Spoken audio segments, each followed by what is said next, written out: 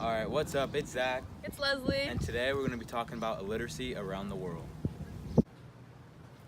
Illiteracy has been around forever. Nearly 20% of the world is illiterate. 775 million people still can't read. In developing countries, boys are the ones that go to school, not the girls. Two of the lowest rates of illiteracy in developing countries are Niger and Mali. So let's learn a little bit about those two countries.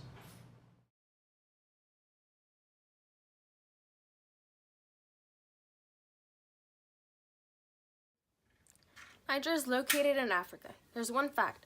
Niger is named after the Niger River. The capital of Niger is Niamey. Only 42.9% of men are literate in Niger, and only 15.1% of women are literate. Mali is located next to Niger in Africa. The capital of Mali is Bamako. Only 43% of the male adult population is literate, and only 24.6% of the adult female population is literate. This topic is important because if you're illiterate, it makes it harder for you to get a job and support your family. This affects our lives because say that you want to buy goods from a third world country or a developing country and the manager is illiterate. Chances are you won't get your shipment at all or get a wrong shipment. To solve this problem, we're going to use similar tactics as imperialism, but instead of destroying the country and leaving it to die, we're going to go there, help them, educate their kids so that they can run their country better. To achieve this goal, we're going to team up with the organization World Literacy Foundation, which sends volunteers to these countries that are illiterate to help educate the kids. We have contacted them, but they have not got back to us yet. To fully get rid of illiteracy around the world, we're going to set up flyers around the community to get volunteers to come join the foundation and support them. Now for a short interview. Have you ever heard of the World Literacy Foundation? Actually, no, I haven't. So what it is a foundation that sends volunteers to third world countries or developing countries to help them become more literate. Would you ever consider volunteering for this foundation? If so, why? Absolutely. I think that knowing how to read and write is important for everyone. Okay. Do you believe that everyone in the world should be literate, and why? Well, yes, I do. It makes communication better.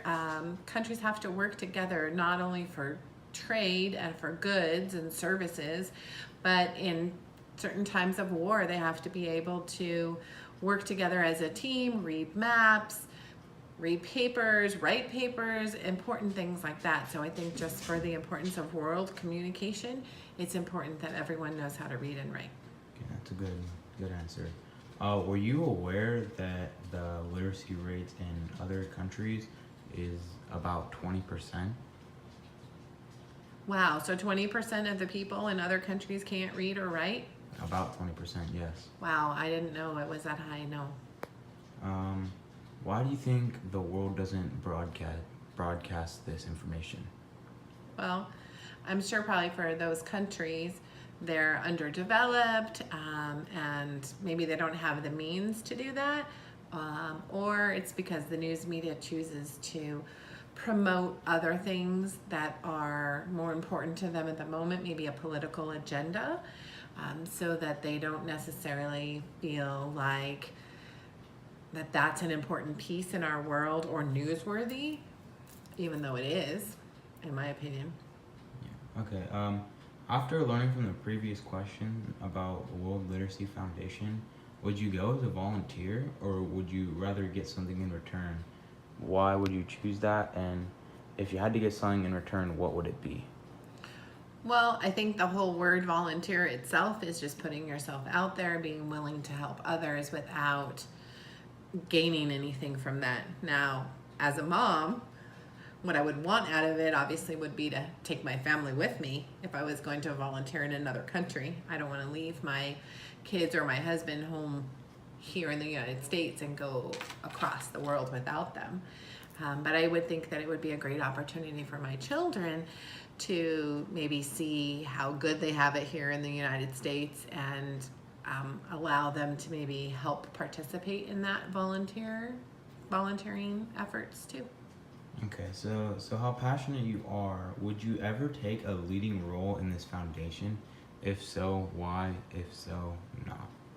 Well, I guess I would need more information about really where the foundation was located.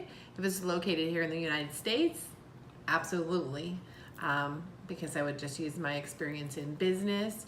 I think that I would be able to contribute to the company. But again, it's a big decision to make if it's in a third world country, to totally uproot my life here and quit my job here and volunteer and go there. But it isn't something, it would be a decision I guess that my husband and I would have to make together, and to do what's right for our family. But I still would hope there's a way to help volunteer here if I can't be there. Okay. Thank you for your time.